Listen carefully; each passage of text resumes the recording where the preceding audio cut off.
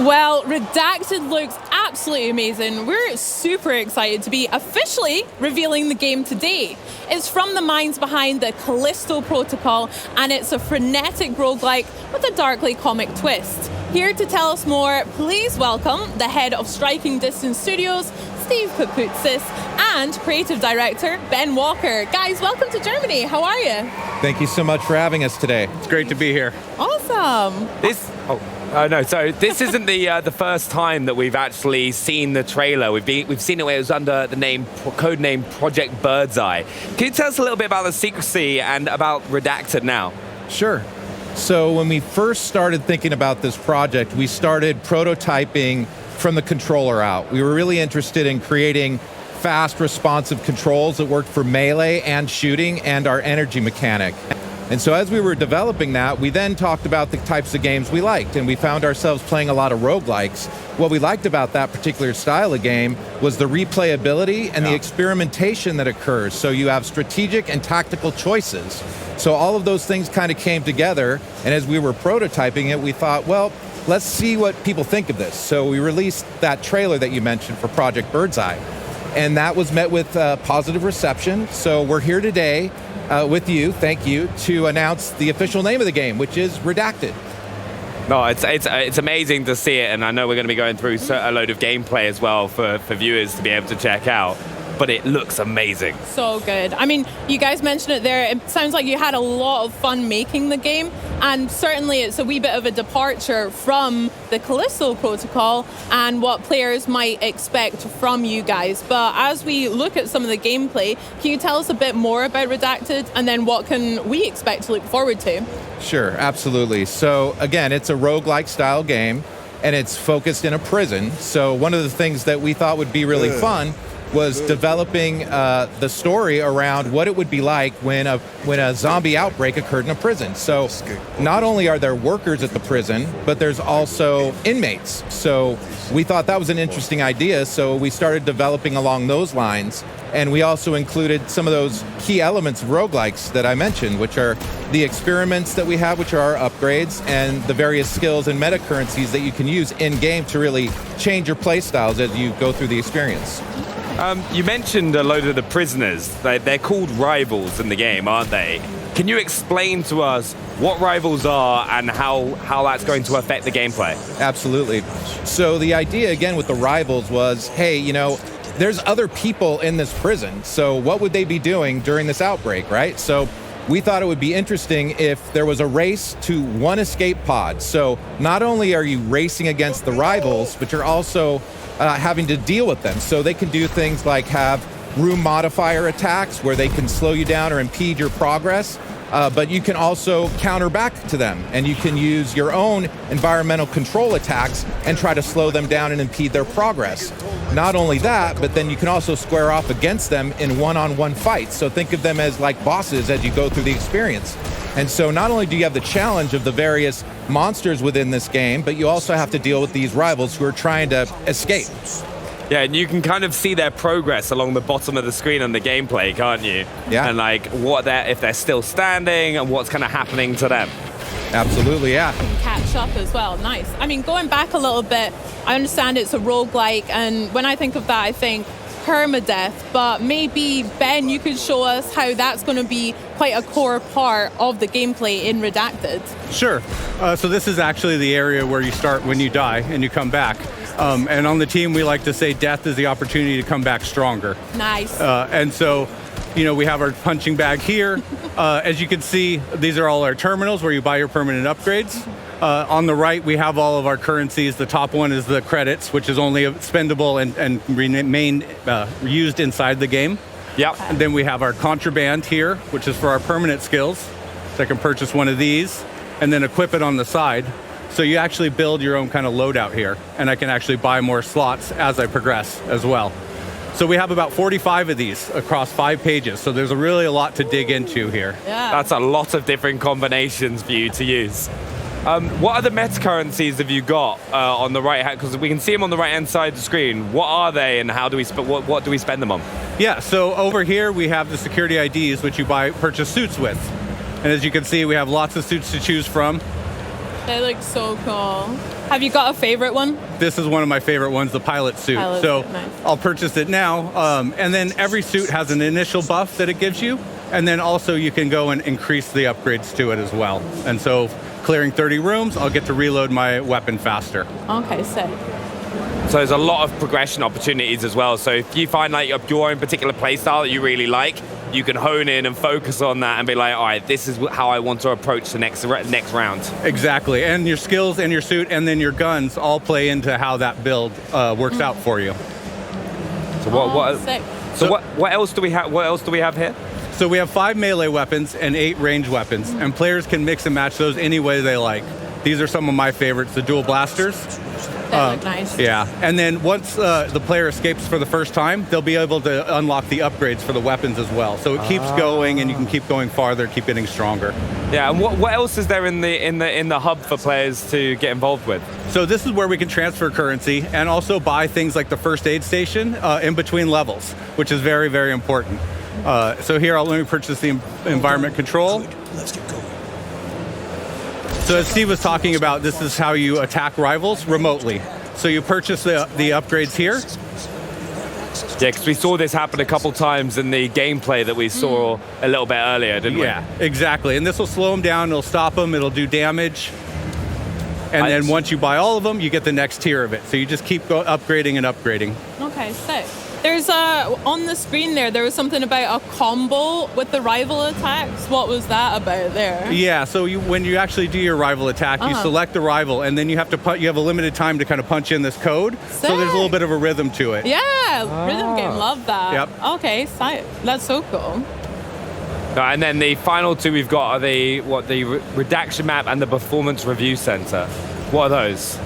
Yeah, so the performance review is a summary of your run.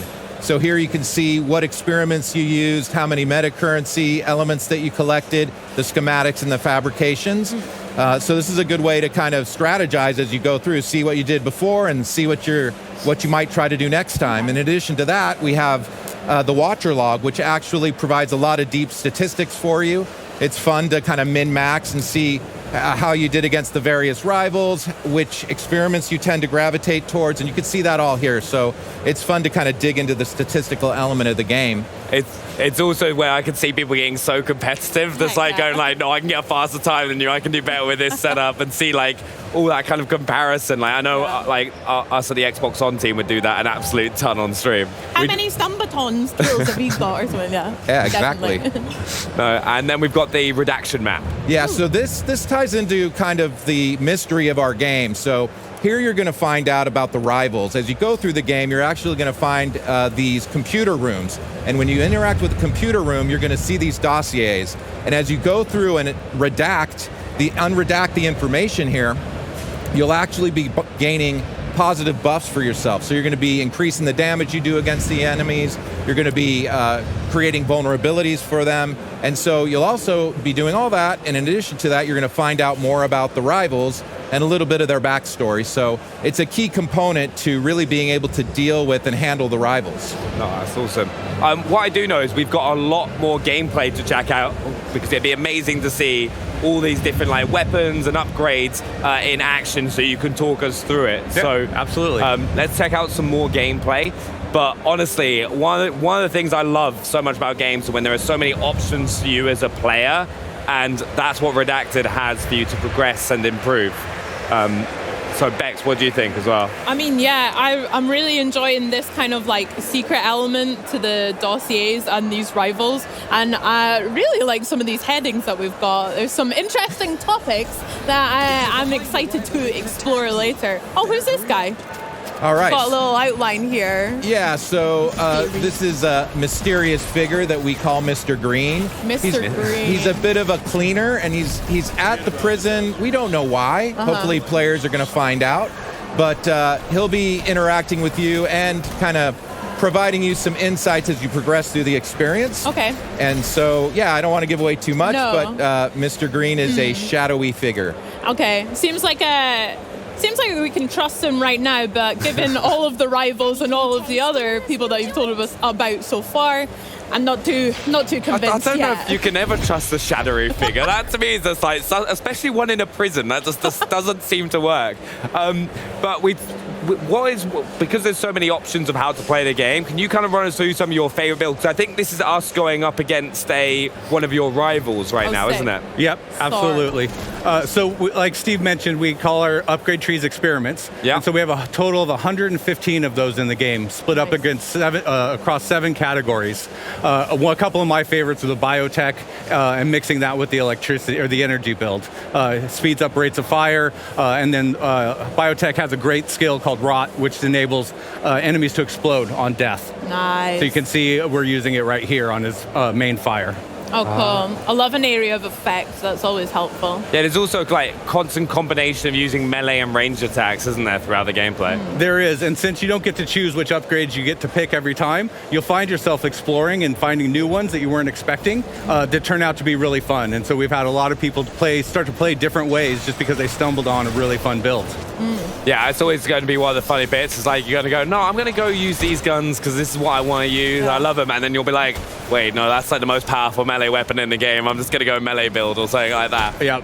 I like it. So Ben, yeah, you're much more of a corrosive kind of area of effect and rapid fire build. I like that. That's Absolutely. cool. I'd probably go for something like that over like a strength build or like a close combat kind of build or whatever. What do you think you would do? See, I've always been, right, I was like, keep a distance. Like, Yeah? I played as like, Calculated. yeah, no, I was always like an assault rifle player in like FPSs. I was like, kind of keep a distance, kind of like kite people. But one thing I want to point out here is there is a glowing corpse which you see throughout the game. They pop up in certain locations. Can you tell us a little bit more about that? Yeah, so that's actually your last corpse, exactly where you died on your last run. And he has the exact same build you do. So at the end, once combat's over, you can choose to fight him and get back one of your skills, but at an increased power level. So, but it's always risky, right? Because if you had a really good build before, it might be a hard fight to win. So you got to kind of pick and choose your battles. But it is a way for you to get something back that you had on your last run that you really liked. Yeah. No, I can just imagine though. Bex is never going to see the glowing corpse. I know. That's like the nicest thing you've ever said to me. Oh, What do you thanks, Penny.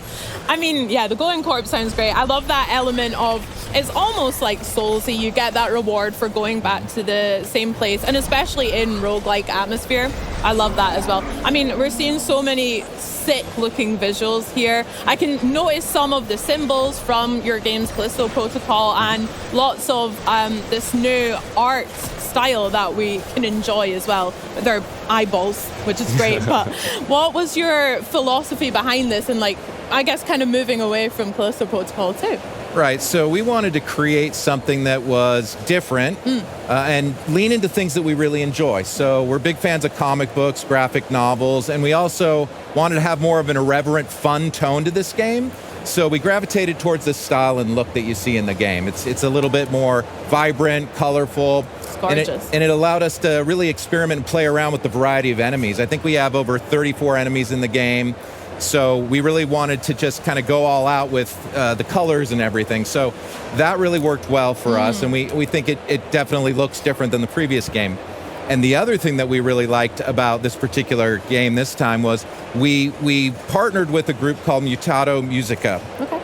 And we wanted to create our own unique music for the game. So we came up with this idea for future punk. So the soundtrack is kind of got this arcadey punk kind of vibe going on. And we really enjoy it, so we're pretty excited about that. Yeah. I love that. Yeah, no, Future Punk is definitely something I think I could get into as well, and I love the art style. But Ben and Steve, like, big thank you for joining as well. But have you got any last words for everyone watching about Redacted? Well, we hope everyone enjoys playing it as much as we enjoyed making it. The team had a great time doing that. Yeah, and I'd like to say thank you very much for allowing us to reveal the game name today with you. And I want to thank the team at Striking Distance for all the wonderful work they did for this project. Thank you. Heck yeah. I mean, yeah, thank you for letting us be included in this honor as well. We'll definitely be watching out for more Redacted. I cannot wait to get my hands on it when it comes out on October 31st. Very scary. Pre-orders are open right now.